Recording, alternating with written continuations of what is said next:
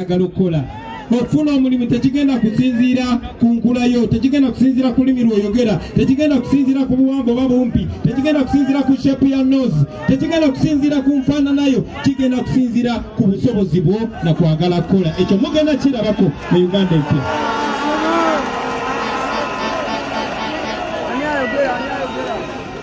Baganda bange bali wano nga mwe muli ne bakulembeze bannange, kino tuzze tukibagamba ekya servant leadership oba obukulembeze nga mukozi w'abantu.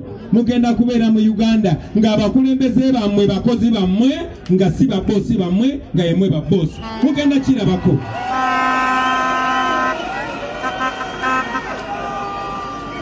Munaku ezijja tujja kwanjula manifesto yaffe era tujja kutwala omukisa okuttotola byonna bye tupulaninga okukolera Uganda nga mutuwadde omukisa.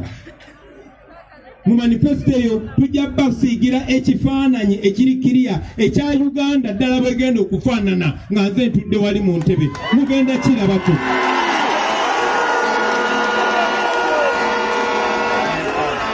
Era njagala obbakakasa baganda bange, Uganda eyo tusobola ogituukamu. Era Uganda etugenda gituukamu mu bulamu bwaffe. Mugenda gituukamu nga mukyali bavubuka, nga mukyalina amaanyi, nga mukyalina ebiseera eby'omu maaso ebiwanvu. Mugenda kirabako.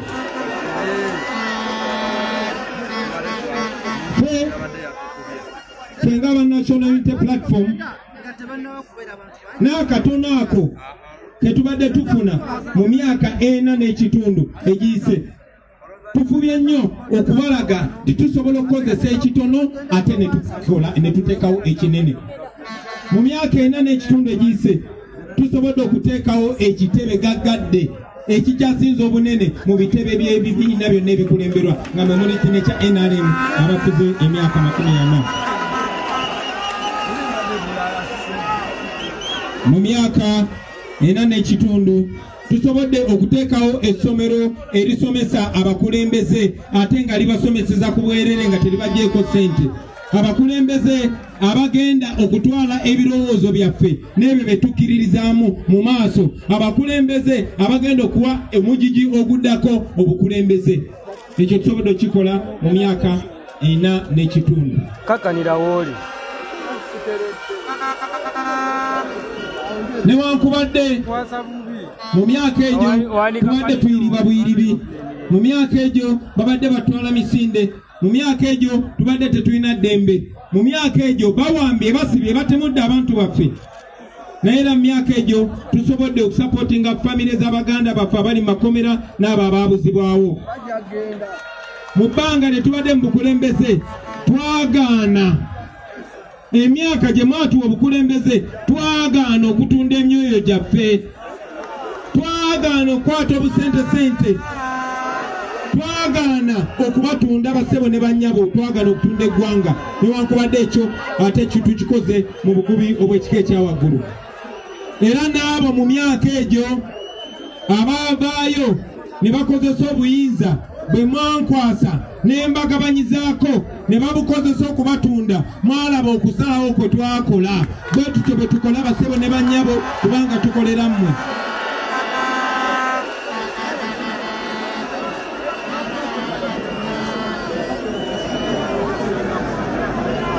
Mu myaka egyo 4 n'ekitundu tusobodde okwetolola ensi yonna ne tusinkana amawanga gonna n'abakulembeze abeetodde ensi bonna ne tubasaba bateeke nnatti ku abo abantu ababba ssente ezirina okukola malwaliro gammwe, ezirina okukola amasomero gammwe, n'okuteeka nnatti ku abo abanyigiriza abantu. Era tugenze tukifuna. Kyova olaba Namagoye mu paliyamenti tasobola kugenda mu mawanga gano. Kyova olaba abo ababanyigiriza tebasobola kugenda mu mawanga gano. Basebo ne bannyabo, struggle tugikuumye nga tezikiza, era tubasaba temuzikiza. Kaakati munzikirize basebo ne bannyabo, njogereko n'abo abatulaba. Bwe mbeera nga ndi ne Bannayuganda banjagala bamanyi kuba mmanyi kensi zonna zitulaba. I know that we are being watched by the international community, and let me send this message to the international community. dear friends of Uganda from abroad, Uganda's freedom is not only for Ugandans. If Ugandans are not safe, neither are our neighbors, nor are the Western countries that receive us as asylum seekers. A free Uganda is a stable East Africa and a prosperous Africa. A free Uganda is an asset to the international community, but a Uganda under dictatorship is a liability to the international community and to the world. So please stand with us as we stand for democracy. Kati manyi newankubadde ndidi nti ebusoga bali kumbona naye manyi nti ne mukomera naye obaka butuukayo era buno obaka njagala mbusindikire baganda baffe abali mukomera nga mwe muli senior comrade waffe Dr. Kizza Besigye, nga mwe muli muganda waffe omwogezi waffe Honorable Alex Waisa Mufumbiro, nga mwe muli muganda waffe Comrade Bobby Yanga, nga mwe muli Eddie Mutoe, mwe muli Achireo, nga mwe muli Machete, mwe muli Gaddafi, mwe muli Umaru Kato, n'abaganda baffe bangi bikumi na bikumi abali mu makomera. Njagala obbagamba nti tubasaamu ekitiibwa, tubalowoozaako, tubasabira, n'okusinga kwa byonna tubalwanirira. Njagala nsindike obubaka eri famire z'abaganda baffe abo abamu nga tuli nabo leero nga mama eri mutwe n'abalala bonna, eri famire zammwe n'eri bannayuganda bonna abanyigirizibwa era bayisiddwa obubi olw'ebikolwa bya gavumenti eno omweno struggle. Njagala obbasuubiza nti okunyigirizibwa kwammwe tekugenda kwerabirwa era amaziga gammwe olunaku lugenda kukya nga bakyukire gafuuke essanyu. Olunaku lugenda kukya bitereere.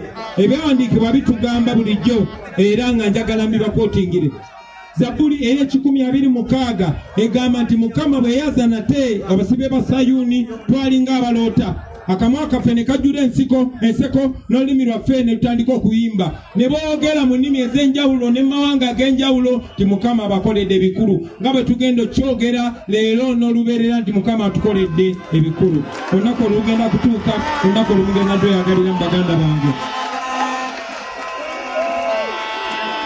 Kaakati obubaka obusembayo, buno obubaka obusembayo njagala okuweereza baganda bange betugenda okubanga tutambula nammwe kweno campaign trail.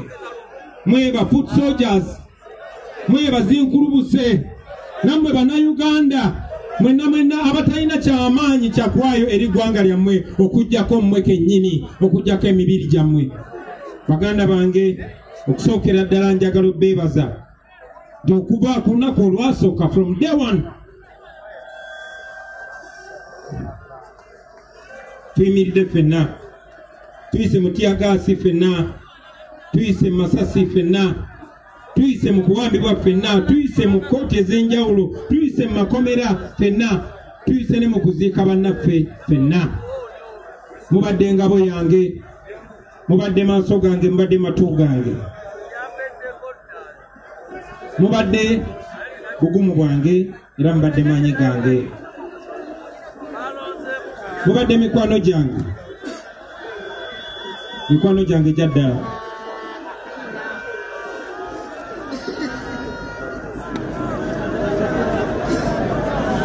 Olwaleero nga tugenda mweno campaign nga teyo ekulaga nti eyinza n'okubeera ey'obulabe okusinga campaign eyo gye twayiddamu mu 2021. Njagala okubategeeza nti